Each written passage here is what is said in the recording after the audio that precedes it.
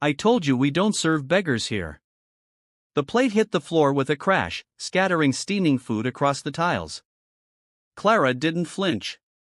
She stepped in front of the trembling old man, shielding him with her body as if her apron could block the shame. Rain pounded against the windows. The few remaining customers looked away, pretending they hadn't heard.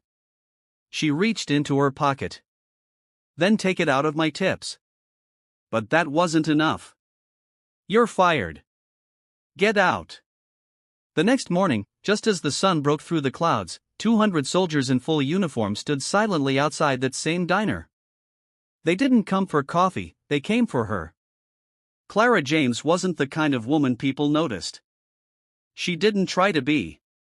At 32, she had grown used to living in the spaces between conversations, filling coffee cups, wiping counters, and offering quiet smiles that went unreturned.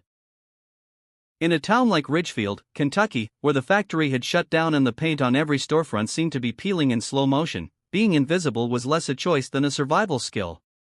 She wore her brown apron like armor, and her ponytail was always tied just tight enough to keep the weight of the day off her shoulders.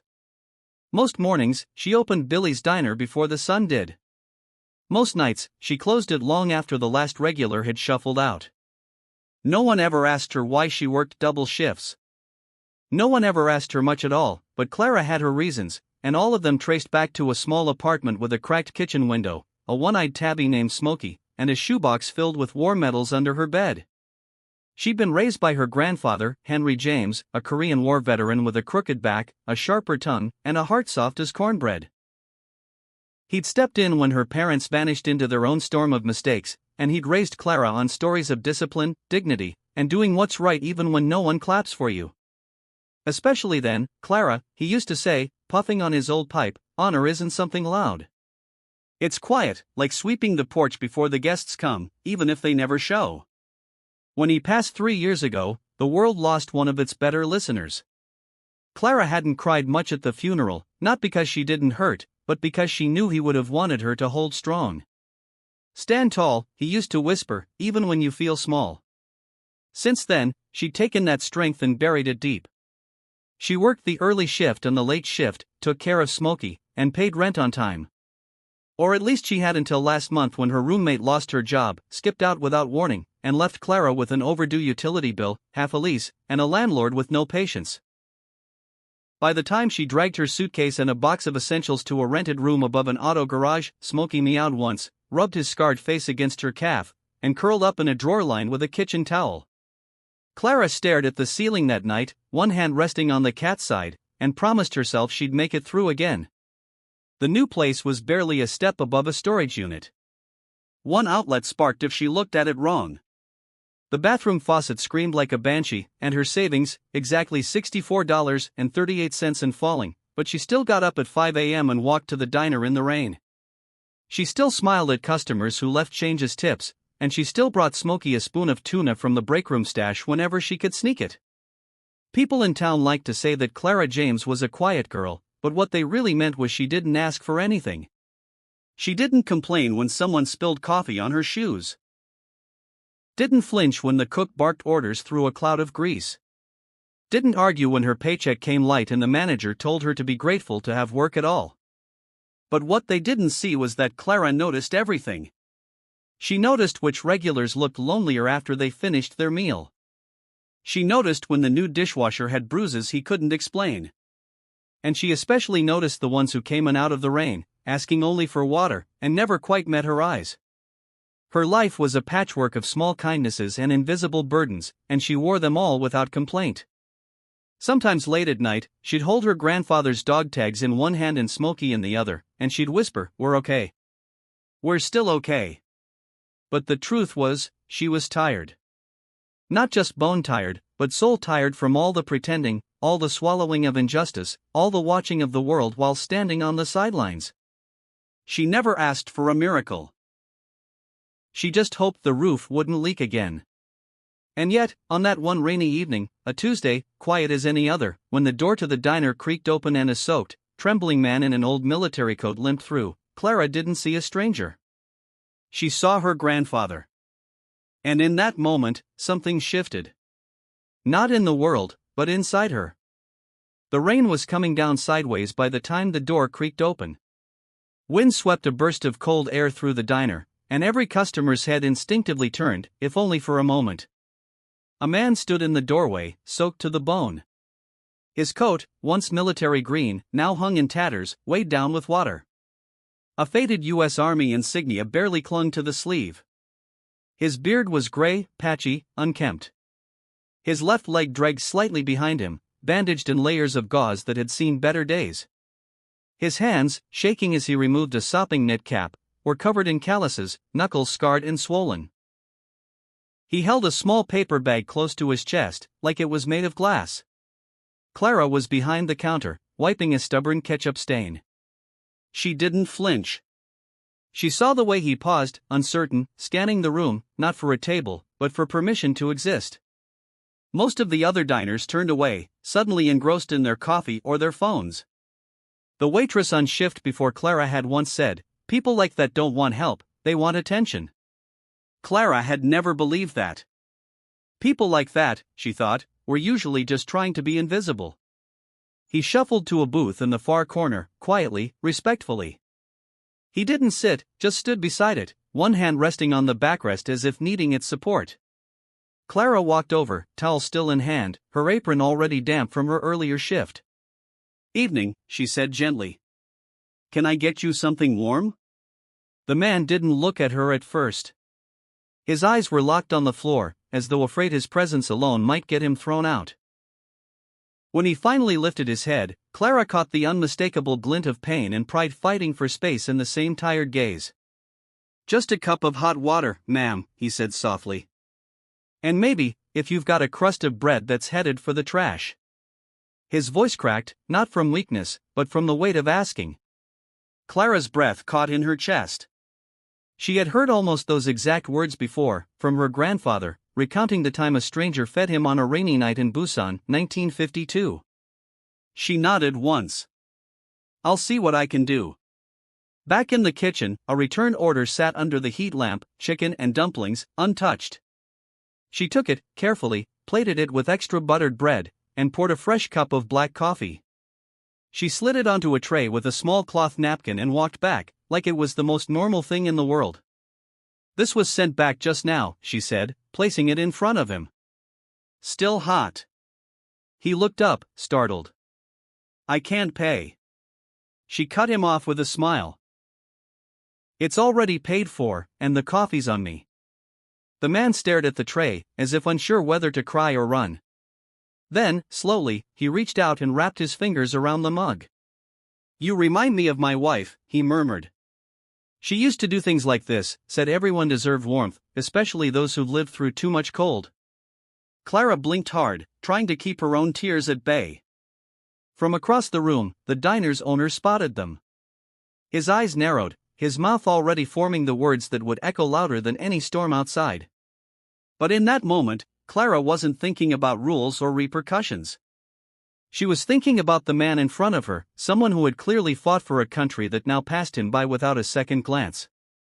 As he ate, slowly, gratefully, he held his fork like it weighed 1,000 pounds.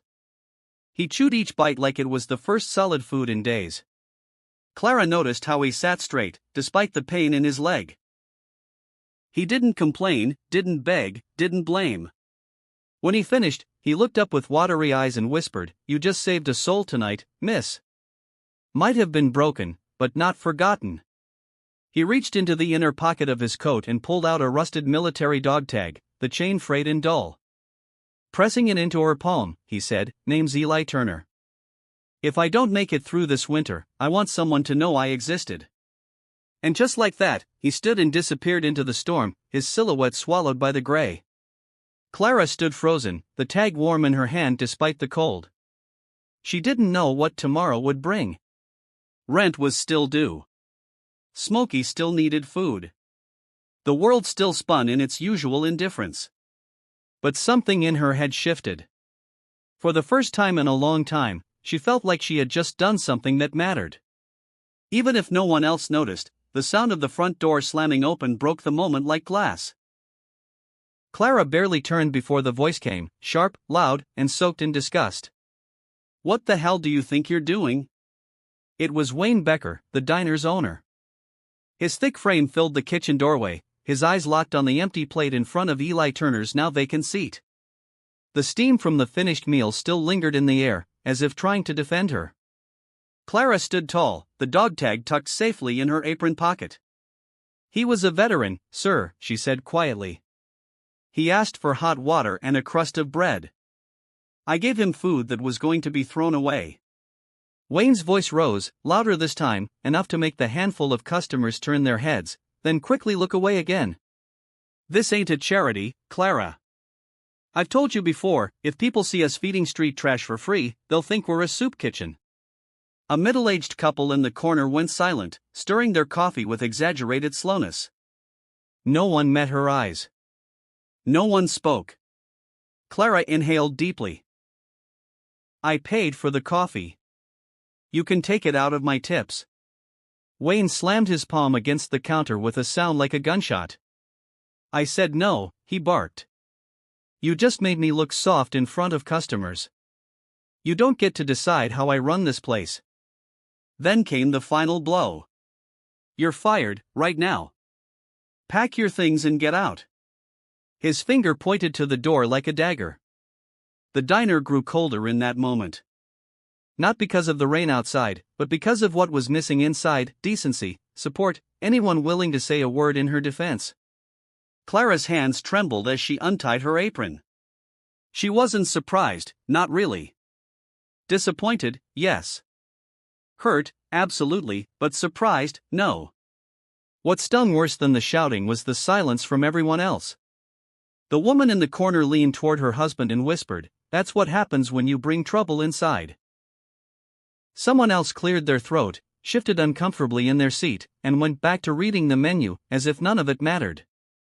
No one stood up. No one said she was right. No one even thanked her. She walked out into the pouring rain. Her canvas shoes soaked through in seconds, hair flattened against her forehead. Her arms clutched her bag, but her spine stayed straight, just like her grandfather taught her. Outside, she stood under the awning, heart pounding. She didn't cry. She couldn't afford to, not here, not now. A rustling sound caught her ear. From the alley beside the diner, the veteran appeared once more, hobbling toward her with effort. His breath was shallow, but his eyes still carried that quiet fire. "I saw what happened," he said. "I shouldn't have let you pay a price for me." Clara shook her head. "You didn't do anything wrong." He reached into his coat again and pressed something into her hand, his dog tag. "You just saved a shattered soul, child," he said hoarsely. "You reminded me I wasn't invisible." Before she could speak, he turned and vanished again into the rain. That night, Clara sat in her tiny room, Smokey curled against her hip. Her wet clothes hung awkwardly over a chair. The only light came from the street lamp filtering through the blinds. On her cracked phone screen, she refreshed her bank account. $42.12. Rent was due in 10 days. She had no job, no health insurance, no backup plan. But she had something else. Courage. And strangely, in a world that had just rejected her, that felt like a kind of wealth. She picked up the dog tag, reading the name etched into its worn metal. Turner, Eli J., serial number F472. The rest was faded, almost unreadable. She traced the letters with her thumb, wondering where he had served, what he had lost, and why this country, this town, could so easily forget him. The next morning, her world shifted again. She didn't even know a teenager had been filming until it hit the internet. A shaky, grainy video, shot from across the diner, showed Clara standing with quiet resolve, the owner's finger jabbing toward the door, his voice loud and ugly. By noon, it had spread like wildfire, but not in the way she expected. The comments were brutal. Rules are rules. She should have asked permission first. But this isn't the first time she gave away food. Maybe she's been stealing. Her former co-workers unfriended her. One messaged her privately, always trying to be the hero. How's that working out now? Clara applied for jobs at 3 other diners that day. None even called her back. At one place, the manager looked at her, paused, and said gently, "We can't risk the attention, honey." Nothing personal. Another didn't even let her finish the application. They just slid it back to her and nodded toward the door. By sundown, she wandered through downtown, cold, damp, exhausted. The dog tag sat heavy in her coat pocket. She passed a bus shelter, and there, curled up beneath a tattered plastic sheet, was Eli Turner, trying to sleep, with one arm covering his chest and the other curled around that same paper bag. Clara knelt beside him, set down a small package wrapped in newspaper, half a sandwich, all she had, and whispered, "Thank you for remembering me." Then she turned and walked away, unaware that a 6,000+ words had been reached.